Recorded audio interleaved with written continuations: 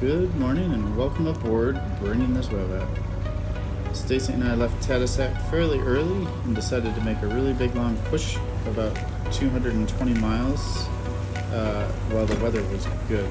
And along the way we decided to make you guys a short video about the highlights of the first third of the Down East Circle route. From Coney Island to Tadoussac was roughly 1,000 miles, 1,100 miles. So we decided this would be a good spot to give you an update. And we had this nice little beluga whale saying good morning to us. Here we go. So we are at our 27 and 49 minutes of our journey since leaving Tadoussac, and we thought maybe this would be a great time to kind of recap what we've done so far. So I'm going to ask you, I just tallied up all of our miles that we've done from Coney Island to here right now. Including going to Baldwinsville and a little bit of river running and stuff. What do you think we're at for mileage done so far? 1,200 miles? No. Am I way off? No, you're over though. I'm over. I was going to say 1,000. Do you want me to tell you? Yeah. 1,057.1. Well, nice. So that's kind of taken us from Coney Island, down the Hudson, up the Erie. We did stay for a month at a friend's dock in Pennaville, and then did a couple of side trips, and then headed on up to the river, spent 2 or 3 weekends on the river with some friends, Tim and Andy, and then we headed out back up with our buddy boat, and we left Tadoussac yesterday morning at 6 a.m. and where are we now? St.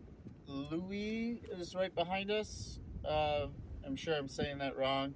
We're on our way to Cap Hours, and I'm sure I'm saying that wrong as well.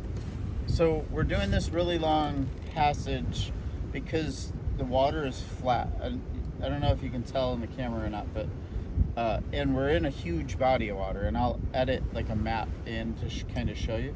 So it could be awful. It's 65 to 68 miles from where we are to the other shore is 65 to 68 miles. When I pulled it up and did a Google map and I did measure my distance, it was 65 to 68 miles. That's like a whole day passage in the other direction. Yeah. The river widens, and it's not a river anymore. It's the Bay of St. Lawrence or something. I don't know exactly what it's called, but where does that switch? It's not a river. It switches depending on what you read near Tadoussac.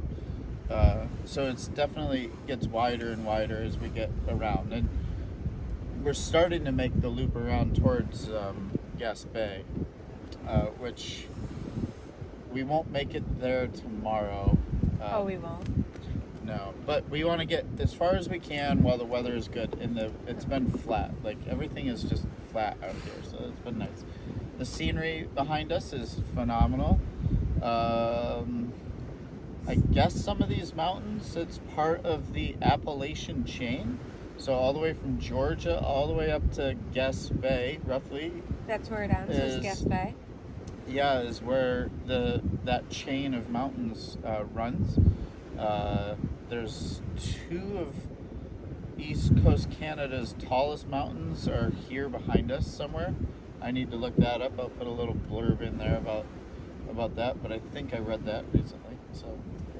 So John Peterson off of Stuga had just posted this morning. I was kind of scrolling on Facebook as we were getting our own video ready to be released on YouTube. I was kind of scrolling, and John had mentioned that, doing the American Great Loop is great. It's wonderful. We have never done it, full disclosure. But there's something to be said about the Down East Circle. And he's 100% right. This is beautiful country that I can't believe that we've never seen, that we're so fortunate to see, and we do so lucky. 5,000 miles a year, and we spend 4 or 5 months in the Bahamas on those clear waters and the sandy beaches. But The water up here is maybe 40 degrees. The engine room floor is absolutely frigid. We have our heat on. It's July 25th, 24th, 25th. Yeah.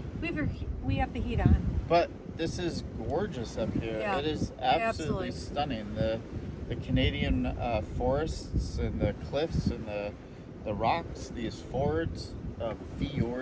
We just passed a really cool looking valley that goes up in.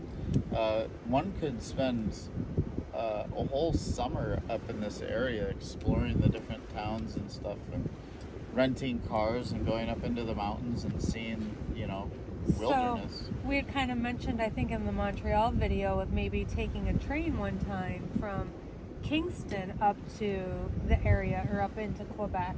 Yeah. I can't remember which video it was in. I think we've decided that we may actually bring the boat up and come do one whole summer just going up no farther than Tadoussac, and then suffering the consequences of going against the river back down. There is another boat doing it. Lori is.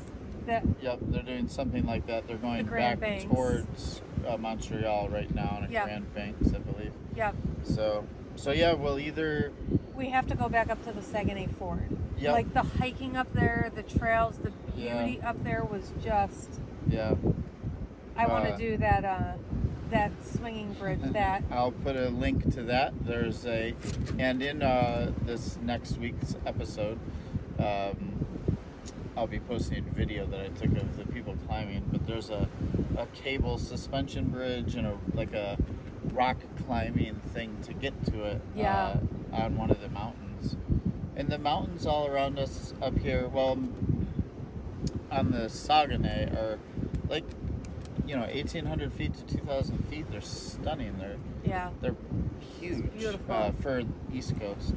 Yeah. It's really got us pumped about going to Alaska someday.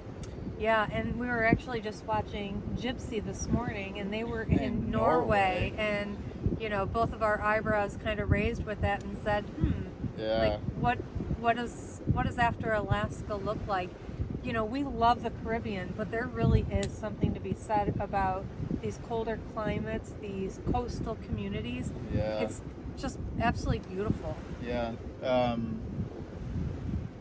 Our first season in the Bahamas, maybe our second season in the Bahamas, somebody told me that an old timer had said, don't pass paradise to get to paradise.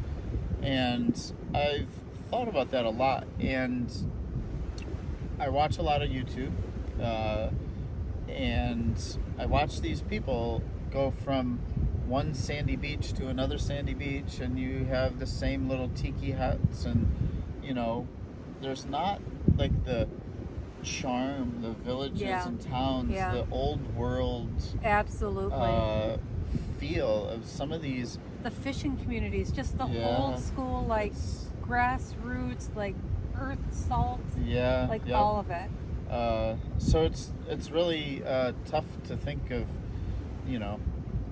leaving the warm waters and the beautiful sands and stuff for the northern climates, but man, there really is something about the cold north.